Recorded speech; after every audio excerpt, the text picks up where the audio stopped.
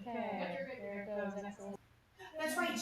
Why do we always Hold on. That's right.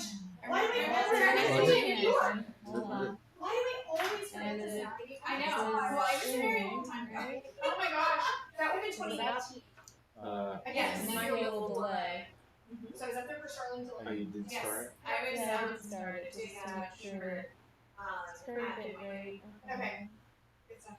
Good stuff. Oh my gosh. Yeah, and I got to see them in the master class. Oh my gosh. And I hadn't No seen data. Ethan a very long time. Yeah. Well, and I When like. that she's happens, got some I people usually up just there. Do you shut down YouTube and bring it back. Yeah. Usually just shut down YouTube and bring it back. She's not showing the video. She left. Oh wait, I got it. You got it. Okay, it's just delay. Wow. Okay. So it used to be. So she was teaching. Actually, you probably see me get up. Yeah. So it's her and So Jillian, it's both delayed. of them are gone Okay. overtime. So it's going. And then Right. Jessica Goodwin has. You know, I'm gonna go out in front of it and see if it will start. We had teacher training and we had to show kids that we're teaching. There. And it's so cool to watch her because she's just. So he has to come into about here Like it's to catch it, and then it will start to. But it draws the kids. Yeah. Oh my gosh, I love watching her teach. Yeah. So, Yeah, I'm I just try to get waiting for going you. early because you know people are gonna. There's when I got up. Fine. That's usually what happens. But I think it's that jumpy. And that will be the recording that we provide people if they want to rewatch it. But we used to Right. get together for Yep. annual dinners and So stuff. we And see that what has happens. There we go. Alright, so this is what we're seeing. Sunday. okay, yes. 29.98. Yep, it's Yeah, I pretty just jumpy. did my first. But it's moving. It's moving. That's right, you did it at my church. Oh, really? Yes. At St. Peter's? Yeah. No, you. Not St. Peter's. St. Clements. Oh. St. Clements. Yeah, because Josh. That's on me. Yeah. So I Yeah. said, I was like, wait, Move around. yes. Your star is following You you. guys gotta tell people about these things. Yeah, it's a beautiful space. It is. And I was like, I asked him if I could maybe start taking group classes there. And he said that We're they looking would be forward open to to it. So, yeah, it was a great experience. I've only had 5 kids play. It was a short, and it was the first one. So I definitely get a few more. Like, He's still following me. He's still following you, no matter where you go. You got a friend. Alright, Bob. Piano in the church hall. Can we make him go to sleep? The grand I piano. don't want him to go to sleep. So. Well, I'll have to get him out of sleep. I was thinking music. Yeah. And it doesn't have to be everything. That's the thing. Is I think we're talking to different shapes. And honestly, as a And parent, down I in like here that I for don't the other have to chord. every single week. As a teacher, like that's just the mode I'm in. And Is we're I writing teach every because single week. my other phones are like. That's what I was Okay. super happy to do. We did every Saturday morning. Yeah. But I know with batteries, students I have it myself. So, yeah.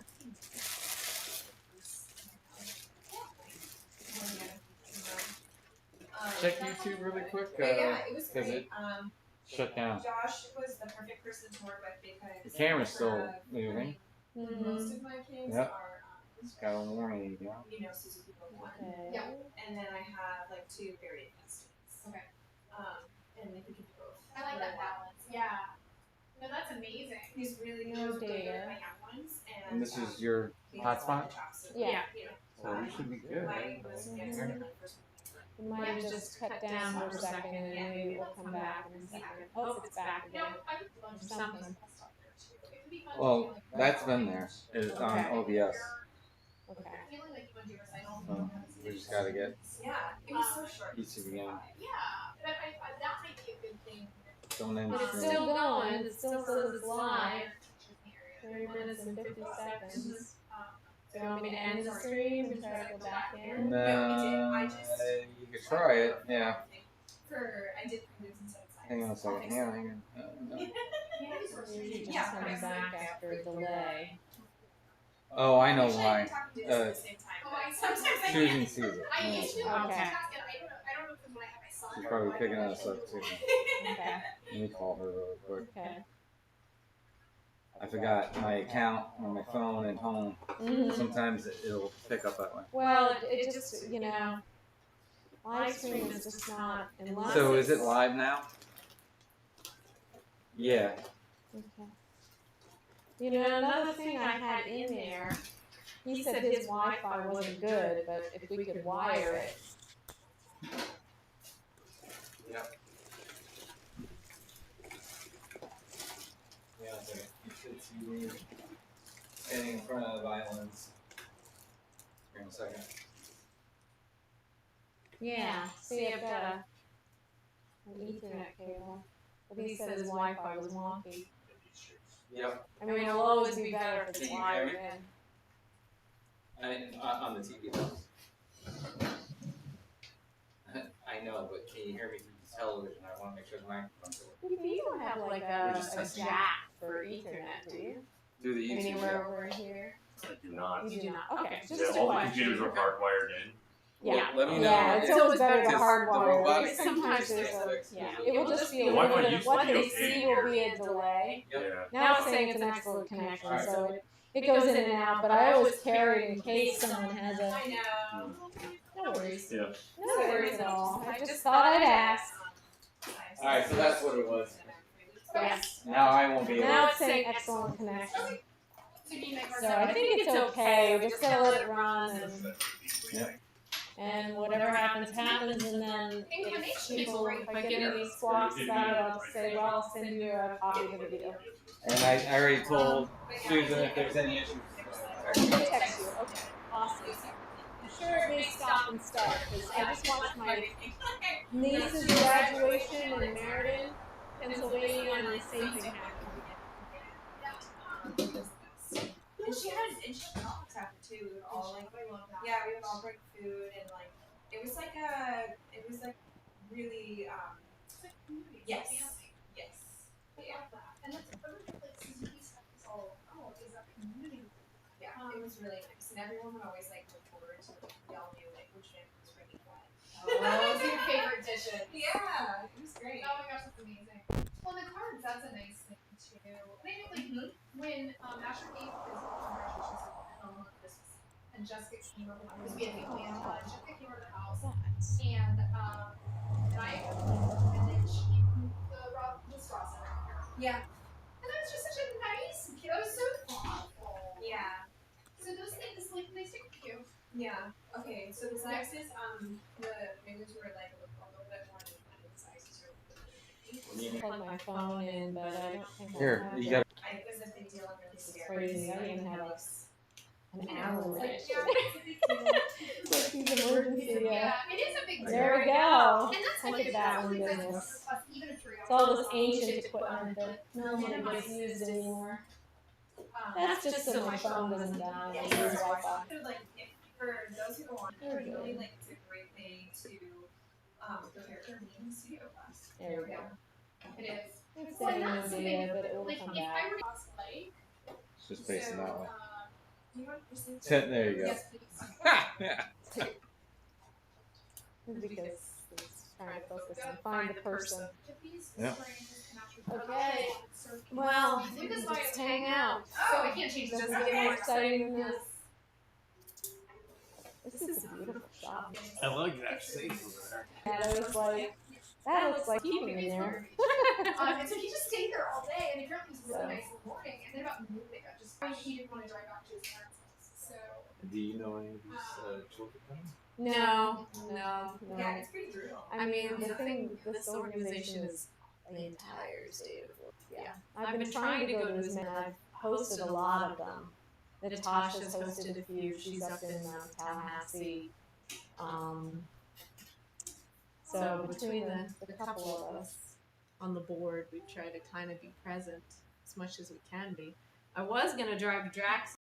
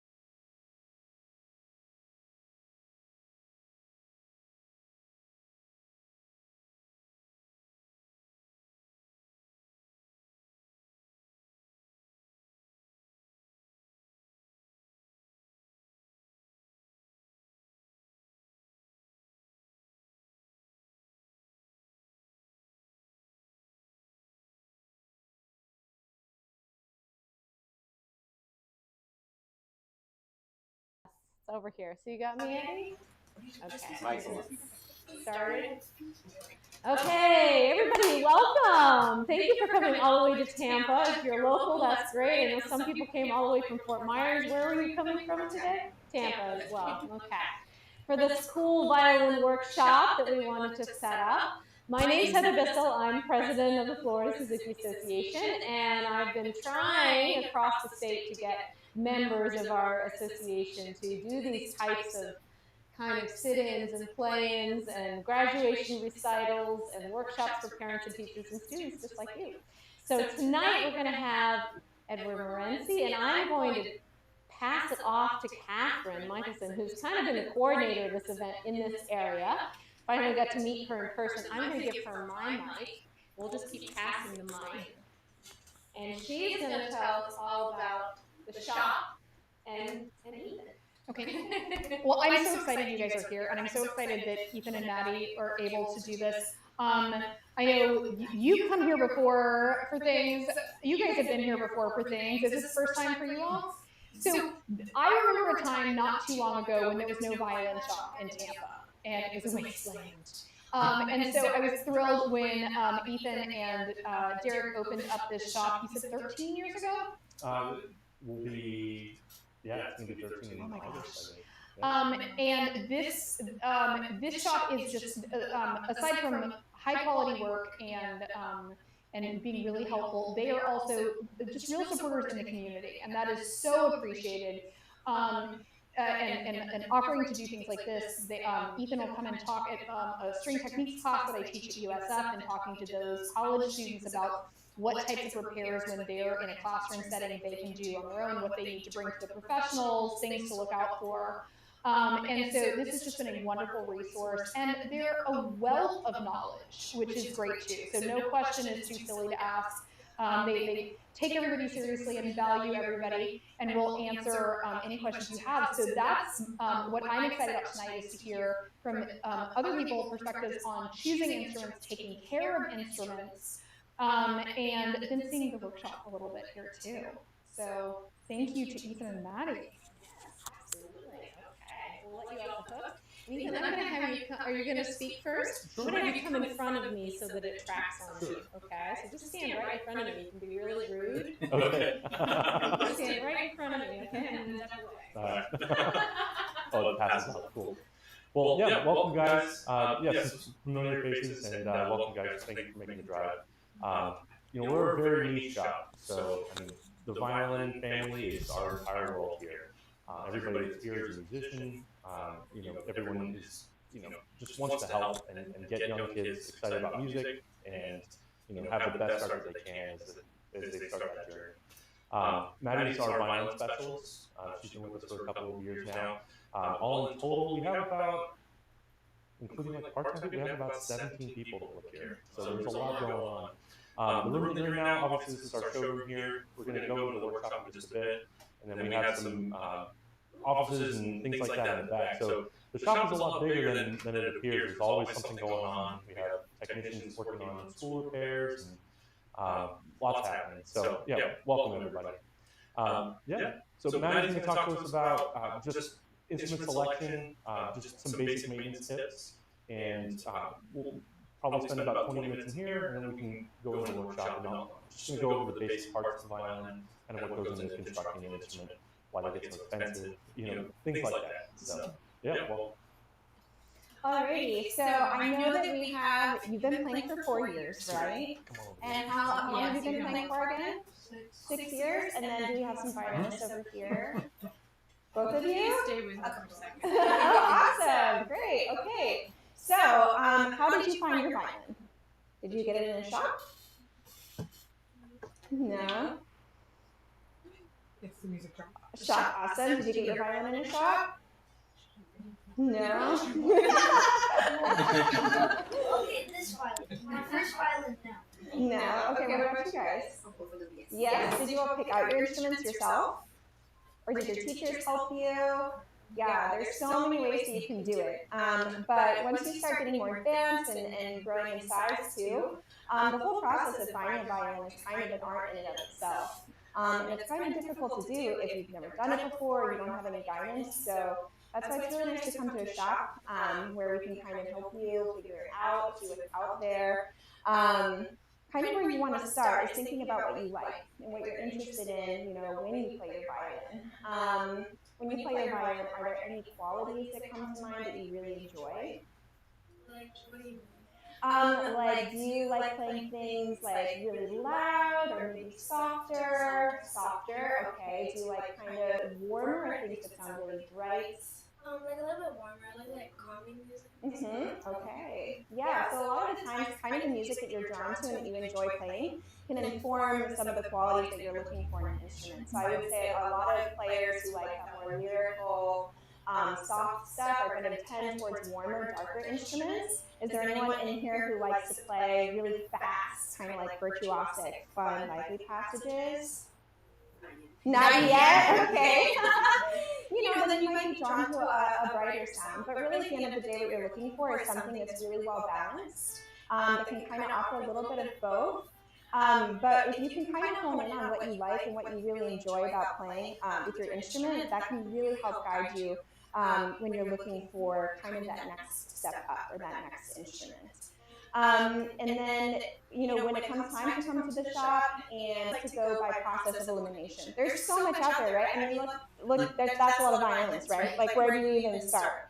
And we have everything from, you know, entry level all the way to professional. It's a huge range. And people always ask, like, what's the difference between, you know, $500 violin and then a $50,000 violin? And at the end of the day, it's always just quality of materials and time spent on the instrument. So kind of at that intermediate level is where you're going to start to see instruments coming out of workshops with like just a few luthiers specializing in that and putting out the instruments. And then once you get into more advanced and professional level, those are coming from singular makers. And these violins that we have right here on the wall actually came from Derek. He made these instruments. He was the owner of the shop up until about a year ago when he left to go make full-time. And so, you know, kind of at that professional level, you're getting instruments from a singular maker who is dedicating their life, you know, to that work. So when you come in, you want to look at, I would say, start with maybe 3 to 4 instruments, play through everything, and always play the same thing. Open strings, maybe a scale, and then a little bit of whatever repertoire you're working on right now. Like you would maybe play a little bit of your Bach reading Gavotte. And try and see any differences in the instruments. Also, sometimes it's nice not to overthink and just say, hey, I like this one. I don't really like those. And then after a while, you can kind of try some new ones, but never have more than, you know, maybe 3 or 4 instruments going at the same time. Eventually, you can narrow it down to 1 or 2. And it's always good to bring your instrument home and, you know, play with it a little bit. Maybe play it for your teacher, see what they think. Another thing you want to look out for is, you know, maybe you like how it sounds in your ear, but how does it sound far away? So it's always nice to come to a shop where there are specialists who, you know, are professional players and can play the instruments too. That way you can hear it from a distance, make sure you like the way it sounds, you know, if you're going to be performing it in recitals, things like that. And you also want to make sure you like the way it feels and the shape of, you know, a neck, like the thickness and the width.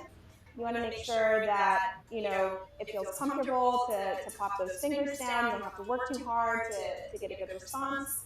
But yeah, that's usually, you know, the tips that I give for picking a new instrument. You want to find something that speaks to you. If you're feeling torn, like I said, think about the qualities that you like when you listen to music in general and see if you can identify an instrument that's in line with that. Do y'all have any questions yet? Yeah. So when you said that the softer sounding violins, you said normally darker, like the varnish? In like I would say the quality of the sound.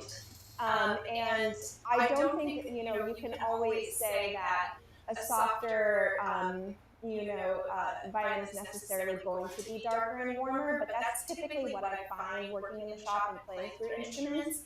Is a lot of instruments, like those ones in terms of versatility and color, like, and when I say color, I mean quality of sound.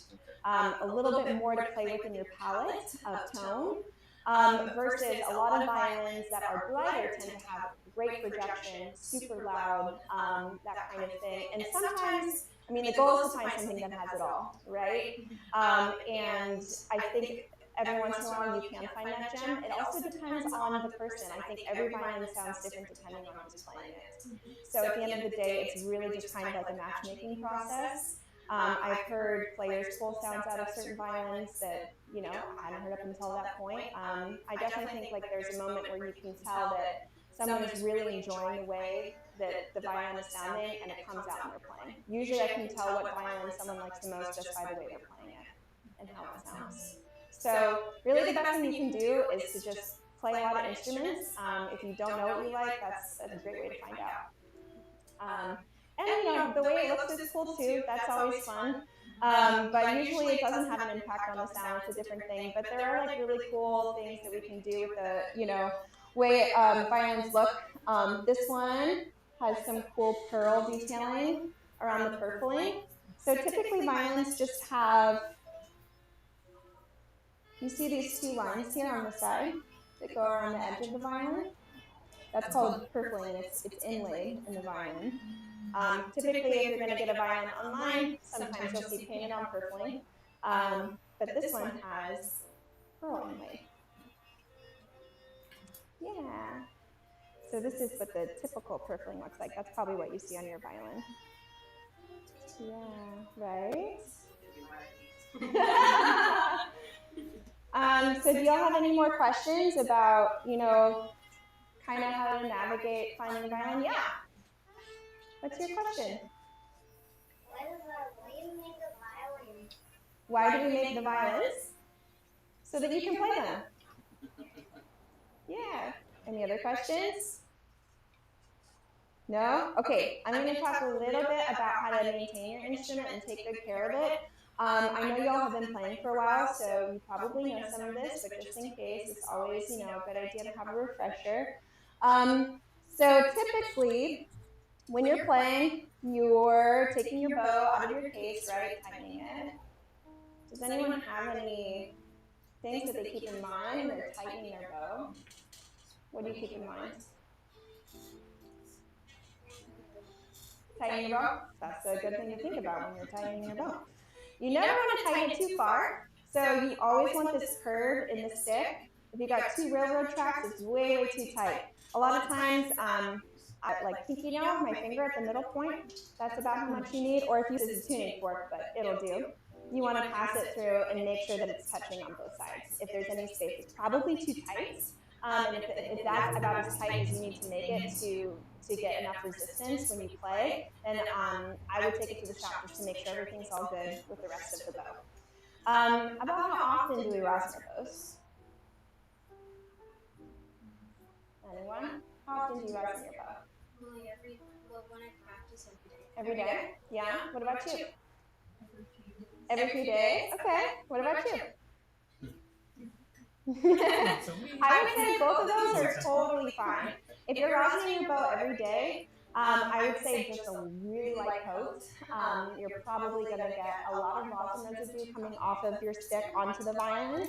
I like to rosin my bow about every other time that I practice, but that's my personal preference. Everyone kind of has a different way that they like to do it. So when you do play that rosin, it gets all over the violin, right? It should. You know, it's doing its job. It gathers probably around right here, right? What about right here? No? Sometimes. So every single time after I'm done playing, I'm going to kind of move over this way so I can lay this down. I always take my cloth and I clean in between the bridge and the fingerboard, right here, in between the strings and the fingerboard, in between the fingerboard and the face of the violin, in between the bridge and the tailpiece, and then anything else? Is there anything else I should do? Or is that pretty good, pretty thorough? Yes, exactly. Yeah, because, you know, when we're playing, we're working hard. Sometimes our hands sweat a little bit, the fingerboard gets gunky. So you want to take your cloth in between your index finger and your thumb and really lightly pinch the strings just from where you're playing to the end of the fingerboard. You don't want to go too far in between the bridge and the fingerboard because you kind of want to keep that rosin on there so that you have, you know, that friction with the bow. So I always take it in just a really light pinch, down each time, like that. and then you're good to go. That saves you a ton of trouble because a lot of times we get violins in here that are super gunky, and we see a ton of buildup on these fingerboards. And when we do that, we have to break out the steel wool, right? And usually this will help us get all the gunk off. Another thing we see a lot of times is problems with the pegs. Have y'all ever had problems with your pegs before? Maybe they're too sticky or they're too slippery. All the instruments that we send out, we're always checking in the workshop to make sure that the pegs are fitted correctly. We cut all the bridges from scratch, and we're fitting sound posts, swings. So sometimes if you're having issues with your pegs, there's work that we need to do with your pegs. There's work that we need to do. One of the quick fixes that we do is we have this stuff called peg compound, and we'll just apply some to the pegs, and it kind of makes things work a little bit easier. It works for if things are stickier, if they're slippery. But you guys, Yeah. Do you want to check it out? You can pass it around. Yeah. Do you want to check it out? You can pass it around. It's nothing too exciting. Yes. You have a question? Yeah. What is it? It looks like paper. It looks like paper? Here, you can look at it a little bit closer in a minute. It's a special. Here, you can look at it a little bit closer in a minute. It's a special clay that we use. A real clay that we use. We have to be very careful. Just a little bit. That usually helps the pegs move nice and smooth. If we do too much, then they'll never hold. Then we have to remove it. But yeah, so you don't want to leave your violin in the car. That's a big one. They're made of wood that interacts with the heat and humidity.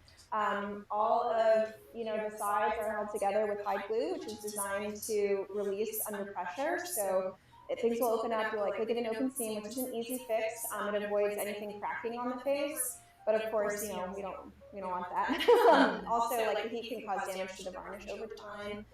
So you always want to keep your instrument in a temperature-controlled environment. And yeah, if you're not playing it for a while, check and make sure that, if you take a break for a week or two, check and make sure the tension's still on the strings. Another thing you want to keep an eye on, especially when you're changing strings, is the bridge. So whenever we use the fine tuners, it can kind of pull the bridge this way, or if we use the pegs a lot, it can pull the bridge this way. So do you see how the bridge is standing kind of perpendicular, straight up? If you ever see it leaning one way or the other, the biggest thing to look out for is the feet. That's something your teacher can do, but the best course is to always just take it into the shop. Okay? What's the life expectancy of a violin? Hopefully forever. If you keep it in good condition. What happens if you leave it in the car for too long? Probably going to start to come apart, and the varnish will get really sticky and get moved around and have damage. When you left it in the car, I'll tell you that. So long because it's fully meant to come apart. Everything is repairable in the instrument. So that hide glue gets soft, like 100, mix it up. But yeah, it's pretty cool. Do you all want to see what it looks like when it comes apart? Yeah. Oh, Abby, did you ever build violins? Did you ever No, I've never built. I also do touch-up and varnish restoration work in the workshop, so I specialize in that. And know a few like that. Yeah. Oh, and don't forget to loosen your bow before you put it in the case. But y'all probably already know that. And a follow-up question to the how long does the intro last? What's the life expectancy of the bridge? If you keep it straight, it should last like 10 years, if not more. The second it starts to warp, wood has a memory. So when it bends, even if you move it back to being straight, it wants to bend again, even easier. And once that starts to happen, it will snowball, and then you definitely need a replacement. I've had the same bridge on my violin for 11 years now. But, always my teachers were keeping an eye on if it was bending one way or the other. If you're constantly keeping an eye on adjusting it. Any other questions? You guys want to see the... Yes? Okay, so we'll ask everybody to wait until we move the come in. And Ethan, if you put your mic back on, so make sure we hear you. While they're doing that, do you all want to pick out some polish cloths to keep your instrument clean? Do that. We have some name tags too and stickers. You got it? Oh, thank you. You do? Well, we've got a couple. You can take some.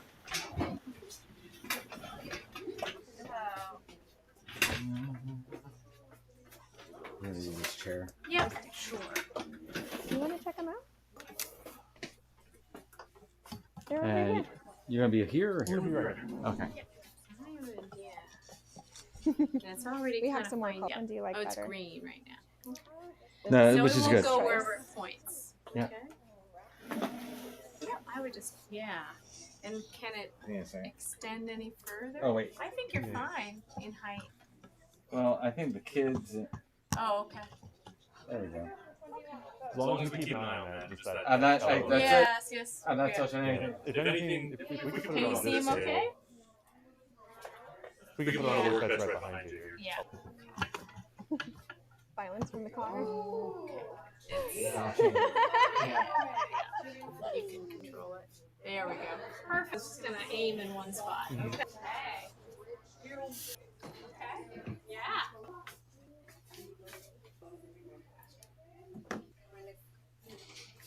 Well, guys, there's a couple chairs around. Really close to the table, so you can. Yeah, you guys are welcome to come right in. Yeah. Good job. Do either of you guys know what wood the violin is made out of? That's all right. That's all right. So there's really three main types of wood that we use when we make a violin. Spruce is a very kind of resonant sounding wood. So you can kind of hear here. Kind of rings. So you can kind of hear here. Kind of rings like a bell, right? Like a bell, right? Sides, the neck, all that stuff. Wow. Different A lot of tone, right? We really want to rank the wood. Let's see. Yeah, that's a good spot there. So this is called quarter sawn. There. What can you guys see? Do we see? It's kind of hard to see on this one. See the tree rings? So this is a pizza slice out of the whole tree. So that's where the wood for the top comes from. Same thing with the back too. But what we do is we take that pizza slice, and usually this is aged for like between 10 to 20 years before it's even turned into an instrument. We take that, we split it open, we glue those two pieces together, and then that is going to be a violin top. On the back, sometimes we'll see the same thing. You guys can see you guys have heard of flame before, right? All the kind of tiger stripes on the back, that's called flame. The flame is just a natural wave that's running through the tree. So when the tree's in the forest and it's rocking, it naturally gets this wave going through the wood. And that's what we see there. And then sometimes we'll have a one-piece bag. So instead of a pizza slice, this is just a straight cut right through the tree. And you can see how it's going to be, right? Which is better? So there's not a huge difference as far as tone. Either is totally acceptable. It's one less step in the making process. You know, the wood is a little bit more expensive. You know, so it'll save you a little bit of time. But you know, a nice book match piece. You know, my kind of approach to sound with an instrument is everything's symmetrical. You know, the top is nice and symmetrical. The back is nice and symmetrical. The way that the sound is moving through it is going to be even. Whereas on, you know, a one-piece back, flame might change throughout the piece, you know. But every piece of wood's going to have a different density, different hardness, you know, different tone, you know. So it drives which one's going to be better. So how do you know? Remember how we said we split it open, see a seam running right through the center. And we call this book match. See a seam, and you see that wood grain drawn on here, but you don't see the wood joint, right? So that's how you can tell. And then usually the sides, the ribs, are cut out of the same rib. The entire rib cage is out of the same material as the back. Beginnings of a violin. This is a very early stage here. So this is called a form. This form is based on like Stradivarius. So he's the most famous violin maker that ever lived. Other, you know, famous makers, they all lived like 16, 1700 makers, like out in front. I can show you guys later. But everybody's copying off of one another, and then they'll put their own little spin on it. but in the end, it's all coming from the same couple of guys. Have they ever just made like a new violin instead of copying it? Totally, yeah. So one of the violins out there made by Derek, that one is nothing's glued onto the form here, and then once the whole rib cage is done, you can see it looks like this. So we can see how thin that rib is, right? And then one violin start to finish is about 200 for the next violin. So you just kind of keep the system going. So do you what do you do during the day? Or do you put pieces in one and then do another? Make everything kind of custom, specifically for that violin. Yeah. So that's the rib cage there. You can see. You guys are welcome to hold these to kind of feel what's telling us about the purfling there. It's telling us about the purfling there. So the purfling, those little 2 black lines there, it's actually 3 strips. There's 2 that are dye black, and there's one that's left natural. And what that purfling is actually doing, yeah, it's for decoration, but everything together. Mm-hmm. Yep, but everything together. Mm-hmm.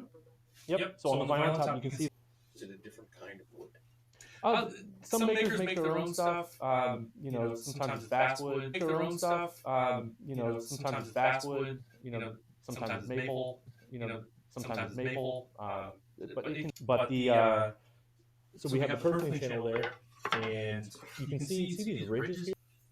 See those scoops? So one thing that's really important on a handmade violin is everything is pretty much done by hand, right? So those little scoops are coming from little things called finger plates. These tiny little guys. So this is what I use on a lot of my fingerboards, and then they can go to really big ones. Like that guy. So we got all kinds of sizes, and those, it's a really, really sharp blade and curve to it. See this one here. This is totally a new piece of wood. So everything that you're seeing here, we come through, and everything has to be shaped by hand, just like that. You guys can pass it around too. It's kind of cool shading. Once the outside is done, and so this is a metal piece, like a little hook, and then we use that to smooth everything out. So to get rid of it, we'll come through and we'll use a scraper like this. Hours and hours and hours. And then you might have a piece that looks like it's nice and smooth, right? That's okay. That's what happens. That's okay. That's what happens to online violence here.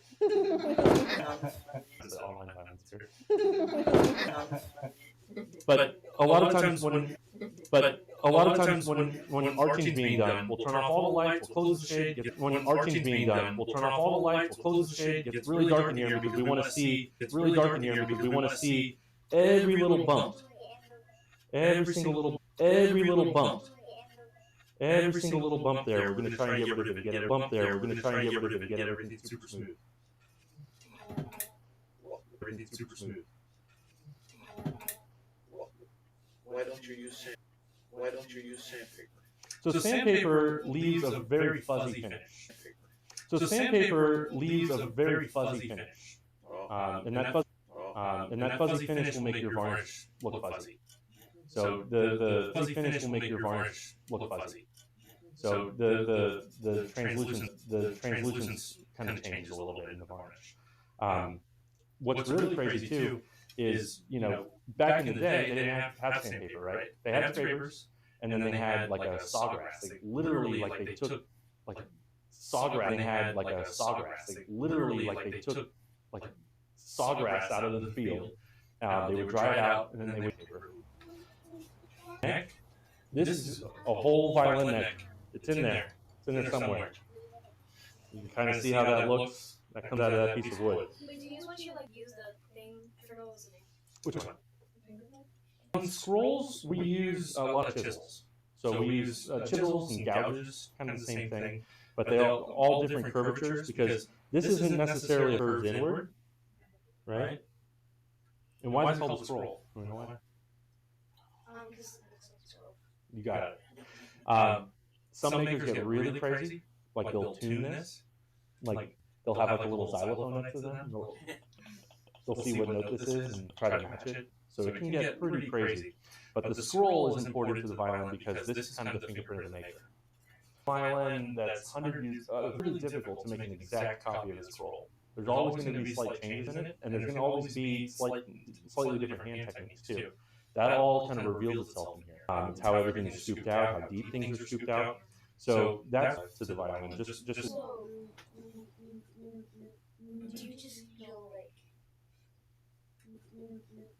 Do you just go like? Do you have, so you just go at it like? No. That's a real question. Everything is done with a template. So kind of this is a version of the template, right? All of that actually use a saw, and you can see some of our Japanese saws that are down here by the sink. We'll come down here by the sink. We'll come through and pretend this is my saw shape of what the scroll's going to look like. And then it's a lot of just handwork. A lot of sitting there with one eye closed, kind of making sure everything's symmetrical. You know, I'm looking at the ears here, you know, as I rotate it to make sure, you know, one's not dipping ballistery, that really didn't care what their scrolls look like, and you can tell. You know, there was a violin maker at Tesori. Every scroll looks hideous. Either they're super long, like they're like way up here, or they're like all squished in like an oval. Like it's kind of wild, but we can definitely tell who made that. Does it like? So, how are your scrolls made? Is it interactive with sound, or is it just? A little bit. Weight is really important on the violin. You know, like the overall finished weight is really important to the sound. If it's too light, it's going to be too flexible, and then it won't project. A lot of the sound will just kind of bounce around on the inside instead of coming out. But yeah, the scroll has a lot to do with that too. If this is too heavy, or if it doesn't match the violin, it's going to steal a lot of the vibrations. Next time you play, just play like an open string. Play all 4 open strings. Grab the scroll, and you can feel how much it's actually moving. It's kind of cool. Like it's really moving. Cello's even more. If you know somebody that has a cello, you can vibrate like a tuning fork. Have you guys seen a tuning fork before? So this is an A. Isn't that cool? And this thing's just vibrating like this. And that vibration, you know, is this thing that's going on with the fingerboard here. Everything's vibrating at a certain frequency. Yeah, so that's kind of all the wood that goes into the violin. We learned about the arching on the outside, arching on the inside. What we do, I'll show you guys. This violin has the top removed here. See all the scooping on the inside? Have you guys seen the inside of a violin before? No? All right, cool. First time then. So look how thin. You can put your finger there and feel how thin. And then it weighs like nothing, right? It feels like a feather. My question is, what do you think of the varnish tool? Varnish, yeah. So varnish